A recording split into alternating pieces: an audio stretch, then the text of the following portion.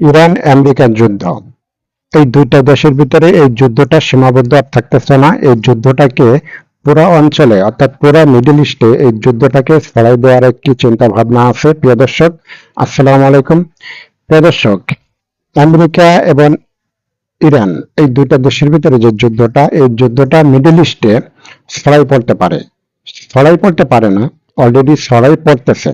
কথাটা আমি এই জন্য বলতেছি যে সৌদি আরবের বিমান বাহিনী এবং আমেরিকার বিমান বাহিনী তারা ইরাকের উপরে হামলা করেছে। ইরাকের যে আধা সামরিক যে বাহিনী, তাদের সেই ক্যাম্পগুলোর উপরে আক্রমণ করেছে। ইরাকের সেই আধা সামরিক বাহিনীর প্রায় 20 জন সদস্য নিহত হয়েছে এবং 30 জনের উপরে 30 জনেরও বেশি সৈন্য আহত হয়েছে। এই খবরটা ইরাকের যে আধা সামরিক বাহিনী, সেটার নাম হলো পপুলার মোবিলাইজেশন ফোর্স।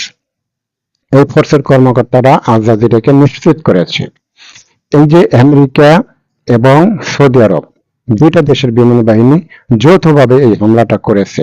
অথচ ইরাকের যিনি প্রধানমন্ত্রী, গত এক সপ্তাহ আগে যখন আমেরিকার সাথে যুদ্ধ চলে ইরানের, তখন কিন্তু তিনি সেই যুদ্ধের ভিতরে ইরান সফর করেছিল, যাতে আমেরিকার ভিতরে এবং ইরানের ভিতরে যে যুদ্ধটা, সেই যুদ্ধটা যাতে বন্ধ হয়ে যায় বা সেই যুদ্ধ বন্ধের বিষয় নিয়ে তারা কিন্তু ইরাকের প্রধানমন্ত্রী ইরান সফর করেছিল, যাতে যুদ্ধটা না হয় বা যুদ্ধটা যাতে বন্ধ করা যায় এই বিষয় নিয়ে।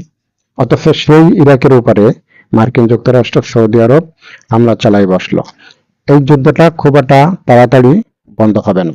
এই যুদ্ধটা, যেটা মনে হচ্ছে যে এই যুদ্ধটা একটু লং টাইম হবে।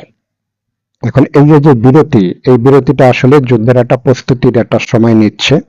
হয়তো তারপরে হয়তো এই যুদ্ধ হয়তো বড় আকারের, এই যুদ্ধের সামনে অনেক বড় আকারের একটা যুদ্ধ হওয়ার একটা সম্ভাবনা এখানে, মানে হবে না তা না, সম্ভাবনা এখানে আছে।